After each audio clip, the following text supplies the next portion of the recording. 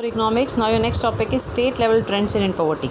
The question can be asked in your paper, like by giving this chart, and you have to analyze the chart.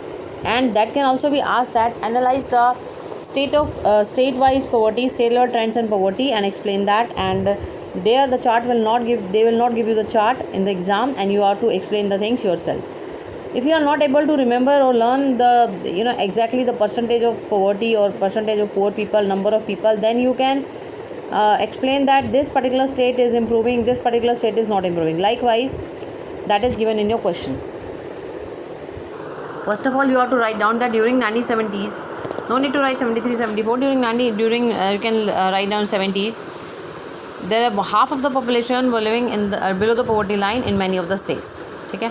If the chart is not given, अगर chart नहीं दिया जाएगा तो ऐसे analyze करना शुरू करोगे. Then you will write you will talk about these 6 states that are given in your NCERT one: Tamil Nadu, Uttar Pradesh, Bihar, Madhya Pradesh, and then West Bengal and Odisha. They contain a large section of poor people in 1970s. ठीक है, that you can write. If you remember this particular year, it's very good. Then during this to 1973 to 2012, many Indian states like West Bengal, Tamil Nadu, they have improved a lot, reduced the poverty lines to a poverty level to a considerable extent. So West Bengal, Tamil Nadu, they have improved a lot. Fine.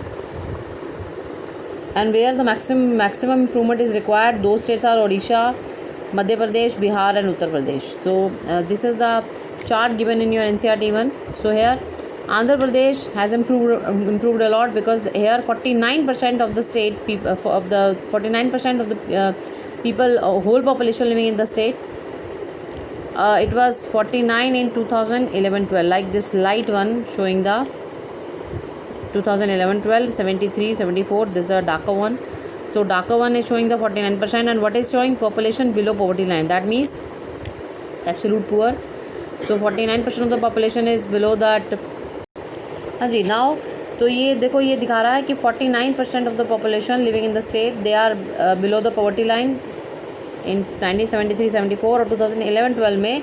ये देखो कितना improve हो गया. अब 11% रहेगी सिर्फ. 62 से 34 बिहार ने इंप्रूव नहीं किया ज़्यादा. गुजरात 48 थी पहले, अब 22. चलो better. And then 54 to 25 in Karnataka.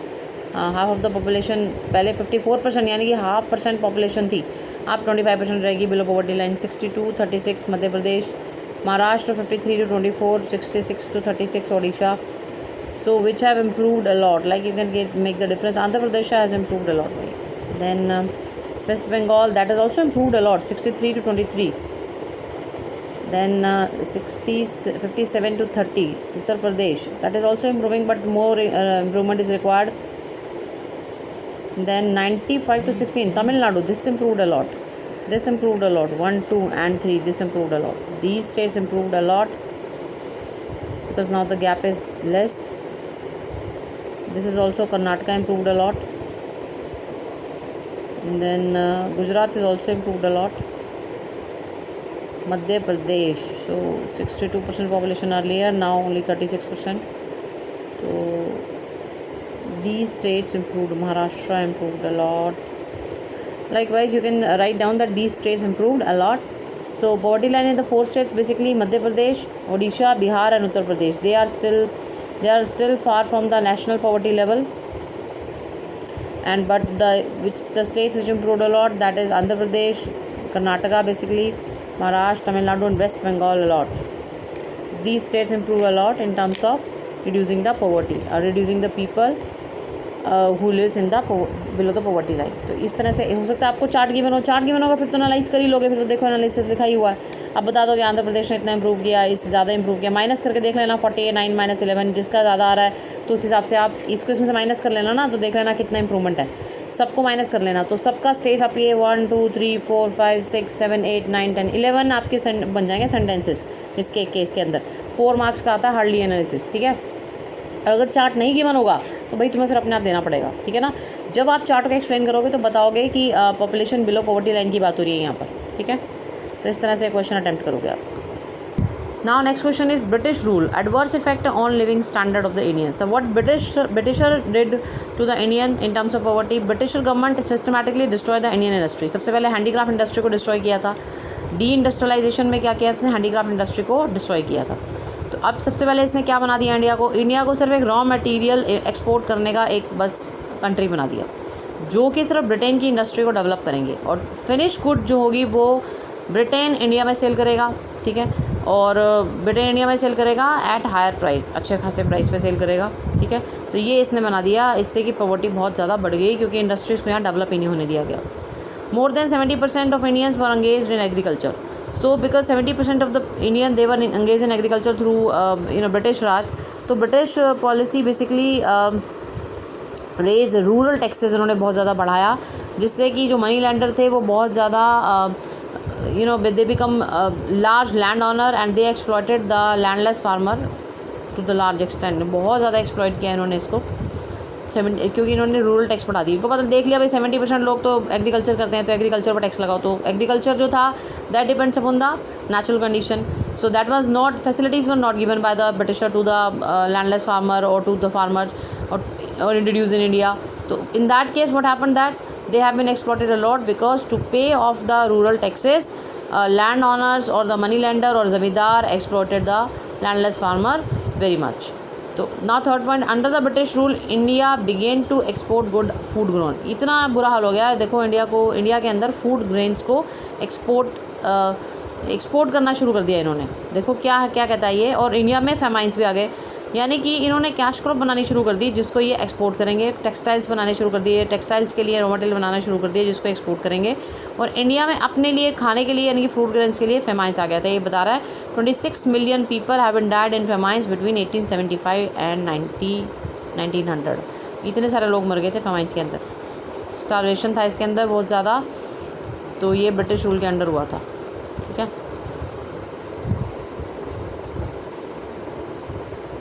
तो बेसिकली इसके दो रीज़न थे, एक तो इंडिया में जो फूड ग्रेन्स थे, जो बहुत अच्छी क्वालिटी के फूड ग्रेन्स थे या जो भी फूड ग्रेन्स थे, ब्रिटिशर ने उसको एक्सपोर्ट करके अर्न करना शुरू कर दिया। दूसरा, कैश क्रॉप्स बनानी शुरू कर दी, टेक्सटाइल्स के लिए जो बनानी शुरू कर दी इन्होंने, यहाँ पर क्रॉप्स उगानी शुरू कर दी, जिसकी वजह से इंडिया में स्टारवेशन रही। और ये एक्सपोर्ट करके जो भी अर्न करते थे उसको अपने अपने जो इनकी एडमिनिस्ट्रेटिव एक्टिविटीज़ होती थी ब्रिटिशर की, बस उसको चलाने में ही लगाते थे, ठीक है।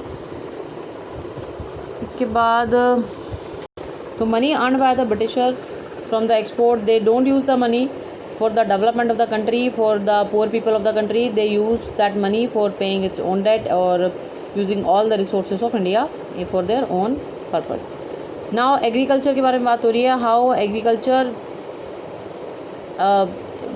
although agriculture is a main occupation, even then there are lots of poverty in the country। Why? Because the low success rate of land sealing। जो भी land sealing की गई वो सक्सेसफुल नहीं रही, because रीज़न ये थे, large section of the agriculture worker were not able to form the small holding. देखो जो बहुत सारा जो वर्कर थे एग्रीकल्चर में काम करते थे, वो उनके पास लैंड होल्डिंग नहीं गई, ठीक है। They are having very small holding, और उनके पास पैसा नहीं था, स्किल नहीं थी, ठीक है। उनको मालूम नहीं था कि पेपर वर्क कैसे करना है, so they can get the land which has been given by the government to them. तो land holding were too small to be visible. बहुत थोड़ी लैंड होल्डिंग थी इसके अंदर, इतनी थोड़ी थी कि विजिबल भी ना हो सके, ठीक है। नेक्स्ट है, most of the Indian state fail to implement the land distribution policy. Many of the Indian farmer they did not follow the land distribution policy even, ठीक है। कई जगह बोलता है कि लैंड होल्डिंग जो गवर्नमेंट ने करने दी लैंडलेस फार्मर्स को, दैट वाज टू स्मॉल, और उसके बाद बोलता है कि fail to implement the land that is land ceiling policy. Land ceiling policy का मतलब क्या था कि एक लिमिट फिक्स कर देना कि उस लिमिट से ऊपर किसी के पास भी लैंड नहीं होगी, अगर होगी तो government will take away. Next, majority of the small and marginal farmer. ज़्यादातर जो फार्मर्स थे, ये बात कर रहा है, ज़्यादातर फार्मर्स जो है वो स्मॉल थे, मार्जिनल फार्मर थे, जो कि सिर्फ सब्सिस्टेंस फार्मिंग करते थे, यानी कि बस अपने लिए फूड ग्रेन उगाते थे, जो कि अपनी ही नीड पूरी करते थे उससे सिर्फ। और ये लैंड बहुत लेस फर्टाइल होती थी, because depend on the natural condition and the facilities were not provided by the government to the farmers. Fragmentation of land holding. Fragmentation का मतलब बहुत सारे छोटे छोटे पार्ट्स में लैंड को डिवाइड कर देना। तो फ्रेगमेंटेशन की वजह से क्या होता था, देखो, as population is increasing to the large extent, तो फ्रेगमेंटेशन का मतलब as per the family members there is a fragmentation of land holding. जो लैंड होल्डिंग थी उसको डिवाइड किया गया, फैमिली मेम्बर्स में डिवाइड किया जाने लगा, जिससे कि क्या होने लगा, income from that small land holding will give them less revenue which were not sufficient to run their family. Now distress among farmers, what type of distress is there. देखो क्या था इसके अंदर, जो प्रोडक्शन कॉस्ट बहुत ज़्यादा high थी इसके अंदर, और उस हिसाब से प्रोडक्शन बहुत कम होती थी। और जो आपके फॉरेन कंट्रीज़ थी, they are selling the food grain at very high subsidise rates, because in foreign countries government is giving so much protection to the farmer. So due to this globalization, there was a problem for the these type of farmers in India, क्योंकि India में government उतना support नहीं करती जितना foreign countries में government farmers को और agriculture को सपोर्ट करती है। तो इसीलिए वो बहुत ही लो प्राइस पे अपनी फूड ग्रेन मार्केट में लेके आते हैं और जल्दी से उनकी सेल हो जाती है, और इंडियन फार्मर्स की उतनी जल्दी सेल नहीं हो पाती, उतनी जल्दी वो एक्सपोर्ट नहीं कर पाते। ठीक है, तो ये वैसे भी जितनी भी फॉरेन कंट्रीज़ है, अमेरिका है या बाकी है, इन सब के अगेंस्ट केस भी है कि भाई आप क्यों अपने अननेसेसरी, आप 100% समझ लो, ये अप्रॉक्सीमेट नियर टू 90% तक का कॉस्ट सिर्फ गवर्नमेंट बेयर करती है फार्मर्स के लिए। अगर आप वहाँ की स्टडी करोगे ना, तो 90% तक के कॉस्ट गवर्नमेंट बेयर करती है फॉरेन कंट्रीज़ के लिए एग्रीकल्चर की सारी एक्टिविटीज़ की। तो फार्मर का तो खर्चा ही कितना है, तो वो at very low price they can provide this particular crop in the international market, but it is not possible for the Indian farmers. तो ये डिस्ट्रेस था फार्मर्स के लिए बहुत बड़ा, कि इतने लो प्राइस पर कैसे प्रोडक्शन करते हैं ये फॉरेन कंट्रीज़ में। Now causes of poverty, so mark this that cause of poverty lies in institutional and social factor that mark the life of the poor or more vulnerable. सबसे पहले important कहाँ से, population explosion. देखो population explosion का मतलब there is increase in the population of the country, means there is increase in the member in the family, and it is difficult for the head member to carry out और to fulfil the requirements of the family. तो छोटी families होंगी तो requirement पूरी करनी आसान है, बड़ी फैमिलीज़ में डिफ़िकल्ट है। पॉपुलेशन बढ़ रही है, इसका मतलब फैमिली के साइज़ बढ़ रहे हैं। तो that was the main problem that poverty prevails in India. Low level of economic development that is required as per the increase in population, that was not sufficient. बहुत ज़्यादा इसमें इंफ्रास्ट्रक्चर फैसिलिटीज़ की कमी थी, जिसकी वजह से बहुत स्लो रही इकोनॉमिक डेवलपमेंट, और इसमें 25% of the population is still below the poverty line in India. एक बात कर रही है poor state of agriculture.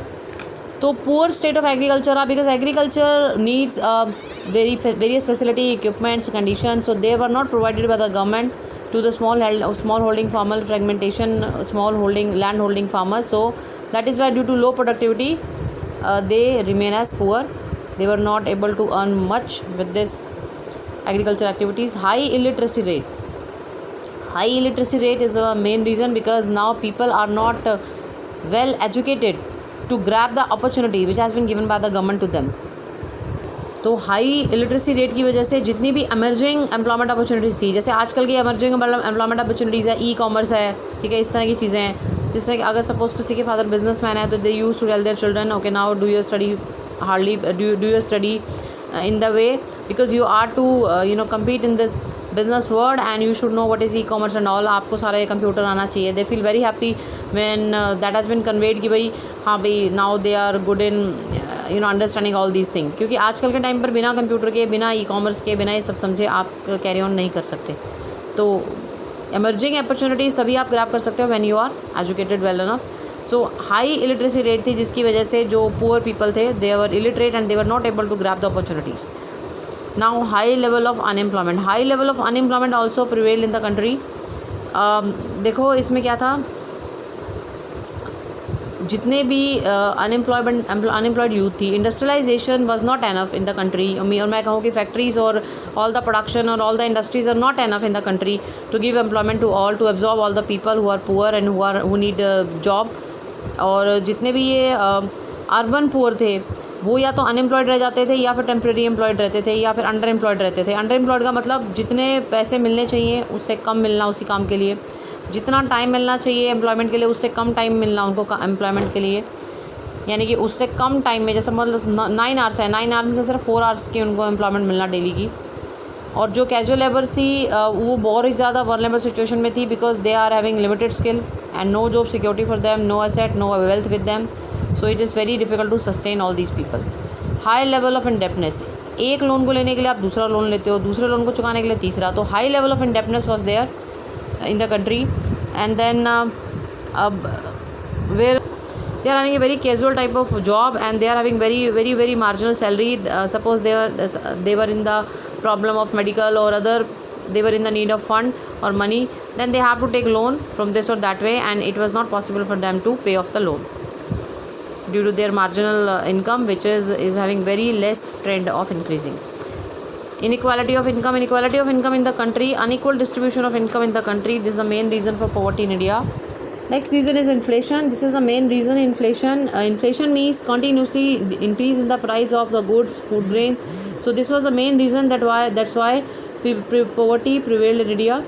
And government put effort to decrease the inflation, to decrease the effect of inflation by increasing the salary of people. But that didn't work in that way. Conclusion, you have to write down if the causes of poverty have been asked. You have to put all the points under conclusion and write in the 1 or 3 or sentences under the conclusion heading. And now the government approach to remove poverty. What is the government approach to remove the poverty? So what was the main emphasis in the government contribution or government effort? That was the social justice. That you have to mark out social justice.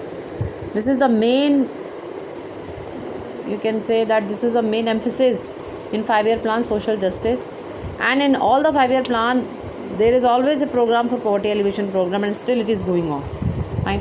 From 1947 to now, the programs related 1950 planning commission was founded in 1950. From 1950 to till 2020, poverty alleviation program are going on.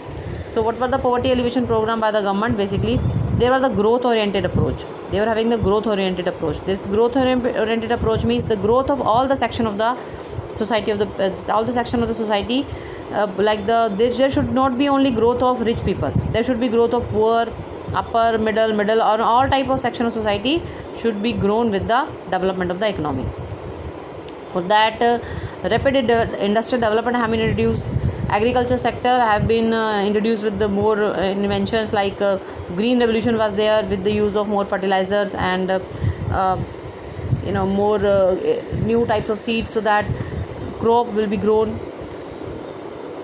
in a speedy way, and there will be lots of food grain in the country for the population of the India.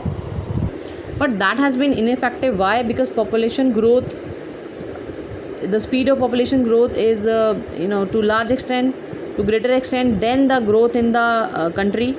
Green revolution basically intensified only disparity regionally, because as you have studied in the chapter unit 4, that green revolution basically is the main, giving the main benefit to the rich farmer, because under green revolution all the pesticide and all the fertilizer, they are being very costly, so it was not affordable by the small farmers. So here green revolution intensified with the regional disparity.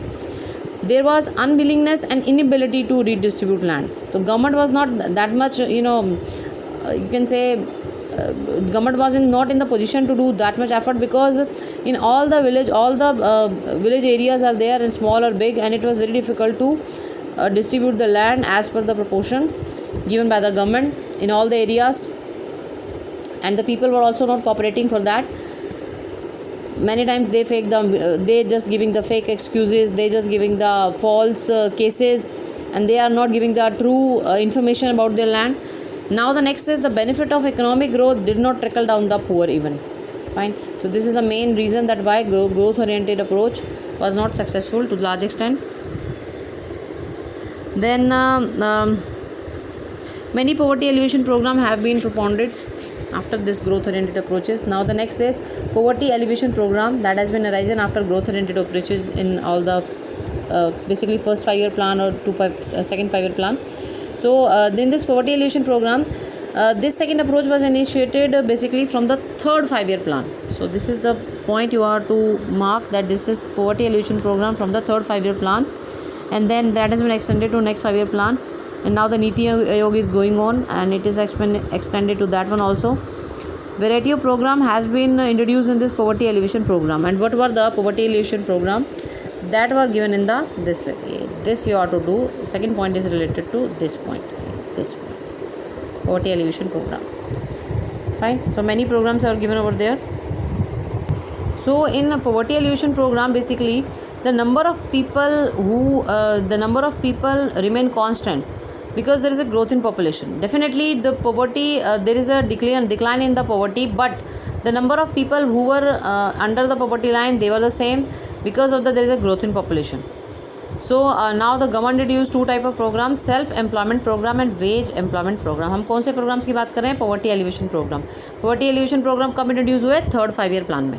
ठीक है, बताया ना, इसने 3rd 5 year plan में introduce हुए.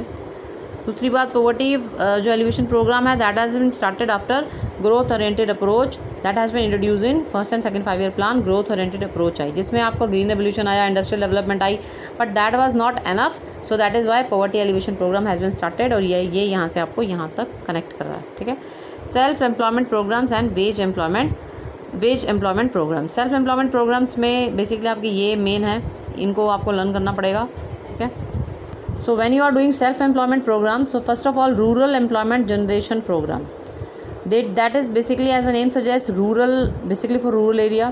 ठीक है, और इसके अंदर बेसिकली था कि Khadi and village industries that have been promoted. एक कमीशन स्टार्ट किया गया, Khadi and village industry commission ने कुछ पैसा दिया ताकि ये विलेज एरियाज़ में इस तरह के प्रोग्राम्स कर सकें कि अपने आप खुद ही कोई ना अपना काम शुरू कर सकें.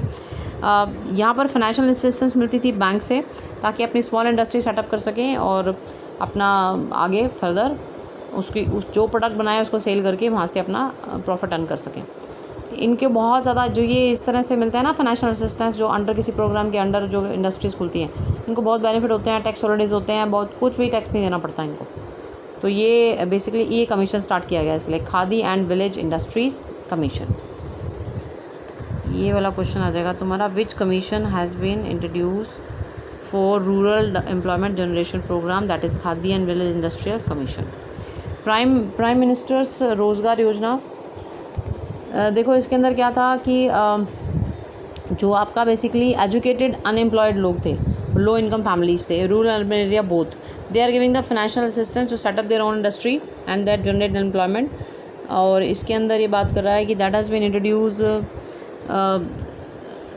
setting up 7 lakh micro industry during 8th 5 year plan and 3 million people get employment under this scheme. तो ये बात कर रहा है 2000 अचीवमेंट बता रहा है अपनी कि भाई इसमें बहुत अचीवमेंट्स हुई. देखो इसके अंदर MSME जो आपका एक्ट है वो भी चेंज किया गया, micro small industry unit, micro medium small industry economic unit. इसके अंदर जो इन्वेस्टमेंट इन एसेट्स थी उसकी भी लिमिट को इंक्रीज़ किया गया. ठीक है, ये है rural employment generation programme and plus prime minister Rozgar Yojana. इन दोनों को मर्ज कर दिया गया, तो आपके पास आ गया. आप फिर इन दोनों को मर्ज करके स्कीम आई prime minister employment generation programme. ये that was effect from the 1/4/2008 and then the main objective of this particular programme. इन दोनों को मर्ज कर दिया गया, they both have been merge. Question आ सकता है ये नाम दे देगा दोनों का और बोलेगा कि they have been merge and make which type of programme have been made after merging rural employment generation programme and prime minister Rozgar Yojana. तो आप बताओगे that has been merge and the scheme called prime minister employment generation programme. ये थी scheme, यहाँ mark कर लो इसको.